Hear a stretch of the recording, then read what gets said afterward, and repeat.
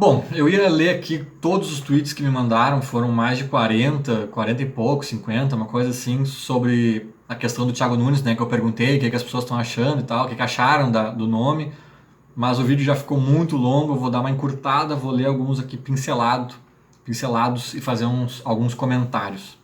O Marcelo Vindicato, grande mestre, roteirista aí de filmes e tudo mais, gremistão, ele diz o seguinte: apenas mais um treinador na vida do Grêmio. Difícil substituir uma lenda. Mais fácil dar errado que dar certo. A fila anda, vamos torcer. É verdade, né? Tem o fator Renato, que não vai ser fácil, não seria fácil para ninguém. Por um lado, né? Por outro, talvez abram-se vácuos ali preenchidos pelo Renato, que se o treinador souber explorar, pode ser positivo. Mas sem dúvidas, né? O Renato tinha um estofo que ninguém tinha. Tomava 5 numa semifinal de Libertadores e tal, tudo bem. Tinha mais paciência da torcida para poder errar, para poder acertar, para poder insistir em jogadores que a gente não gostava. Então, isso aí vai ser uma quebra de paradigma um pouco mais dura pro Thiago. Mas eu não acho que é de todo mal, não, porque apesar de grande ídolo, eternamente grande ídolo, o Renato sai um pouco desgastado, sim, então não é uma perda que, nossa, perdemos ele no auge, ganhando a Libertadores e saindo para a seleção. Não. Ele também sai numa baixa que, se o time der uma melhorada ali, o Thiago já ganha um pequeno respaldo inicial. O Darlan Lorenzetti diz o seguinte: meu receio é de que ele não seja bem aceito pelo grupo. E não parece ser exatamente alguém de fácil relação, mas a esperança é maior de que com ele o Grêmio volte a ser um time organizado e consistente tecnicamente como foi entre 2015 e 2018. Eu acho que o grupo do Grêmio ele vai ser bom assim de receber o Thiago. Acho que é um grupo que tem uma. O próprio Jeromel falou um pouco disso na entrevista coletiva de hoje, né? Tô gravando isso hoje, quarta-feira, dia 21 de abril. Eu acho que se ele for um pouco mais pianinho, porque dizem que lá no Corinthians ele quis impor algumas regras, algumas coisas, se ele de repente entender que não, tá chegando aqui num lugar mais consolidado, acho que o Corinthians estava mais bagunçado também. Se ele entender que aqui já tem umas lideranças, já tem algum modus operandi, claro que outros ele tem que mudar, ele foi contratado para isso. Se fosse para deixar como estava, o Renato ficava, né?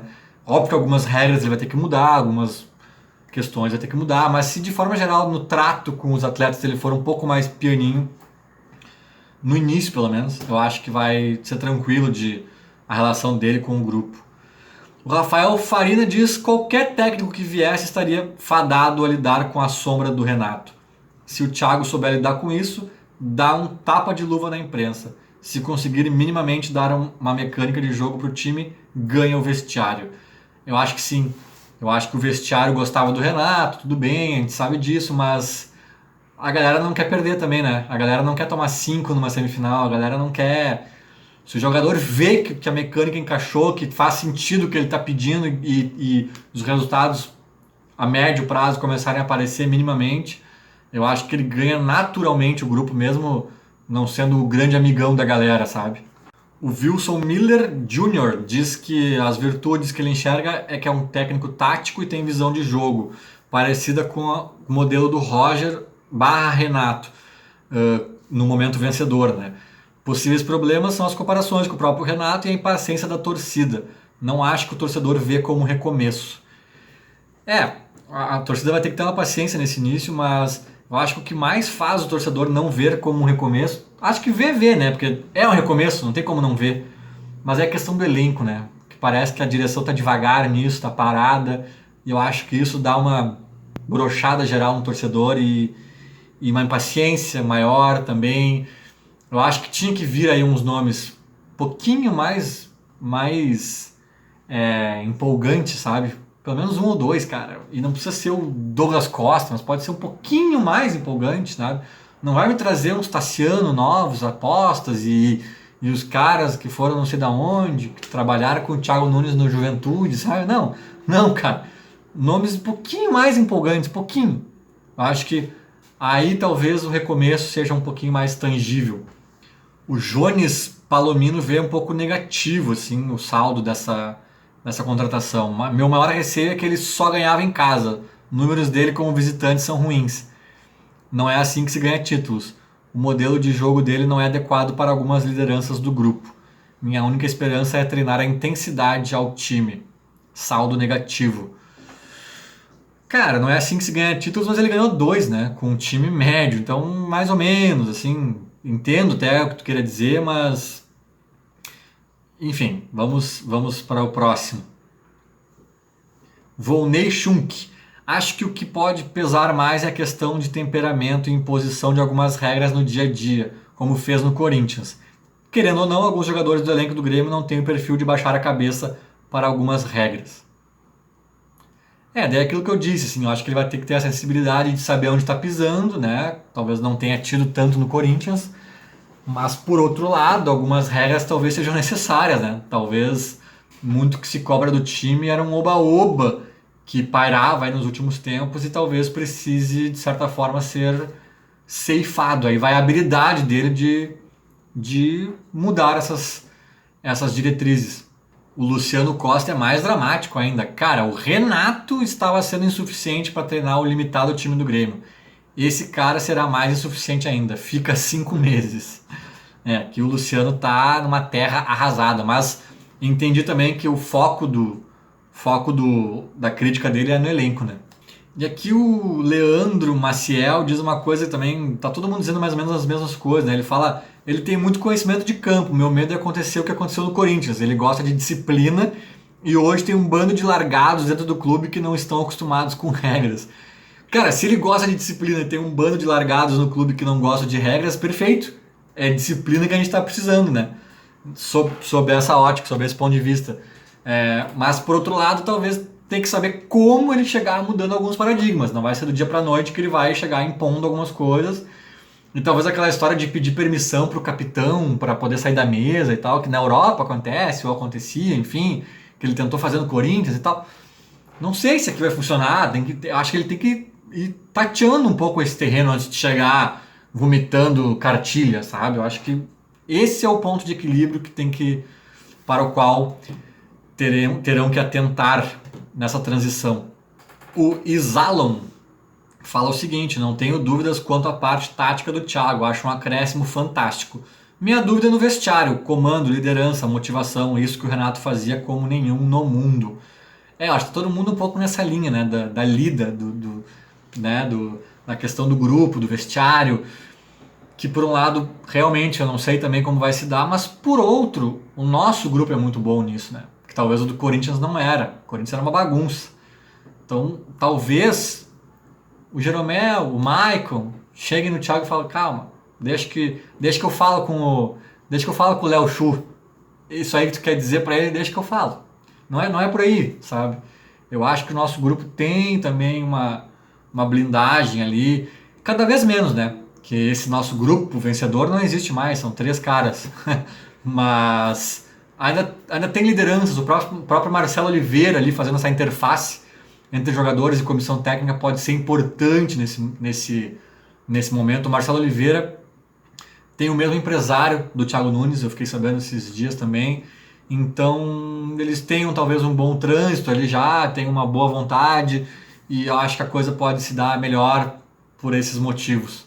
O Yuri Souza fala, ponto positivo, parece ser um técnico que sabe trabalhar com a categoria de base, além de não cometer loucuras ou ter apadrinhados no time. Negativo, não me parece escolher um estilo agressivo, sempre mirando o ataque, e o Grêmio precisa dessa ofensividade. Acho até que ele não é dos menos ofensivos, não sei se eu concordo tanto, mas a categoria de base é verdade, né? Ele explora muitos jovens, eu acho que teve esse papo com o Romildo para seguir nessa linha. E já trabalhou com o Jean-Pierre, fez o Jean-Pierre jogar. Com quem mais? Eu acho que com o Darlan, desse grupo atual. Não sei se com o Matheus Henrique também.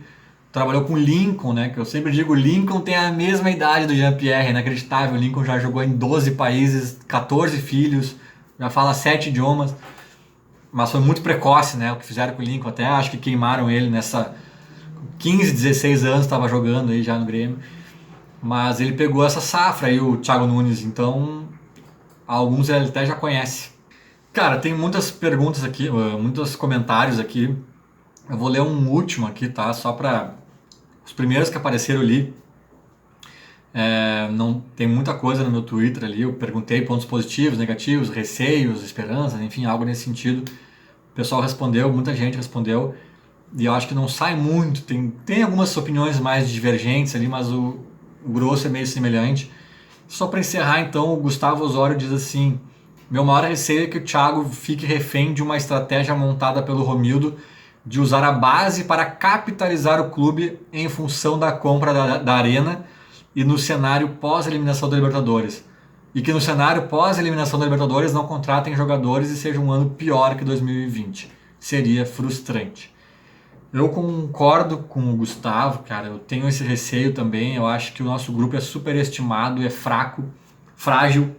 Eu acho que com com alguns bons reforços, eu digo 4 reforços talvez para titularidade, ou 3 titulares mais 2 de elenco, uma coisa assim, dá para ganhar tudo, brasileiro, Copa do Brasil, com pelo menos uns 2 reforços mais, né, para titularidade, assim, dá para ganhar a própria Sul-Americana, que eu acho que é o mais fácil desses 3 que a gente tem pela frente.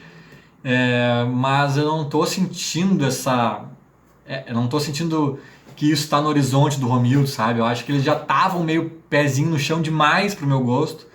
E com a eliminação da Libertadores parece que acabou o ano ali, parece que não tem mais nada para disputar, né? Parece que aí sim que não vai vir ninguém. E eu acho isso temerário, eu acho que o Thiago pode até fazer um bom trabalho, mas não tem mágica.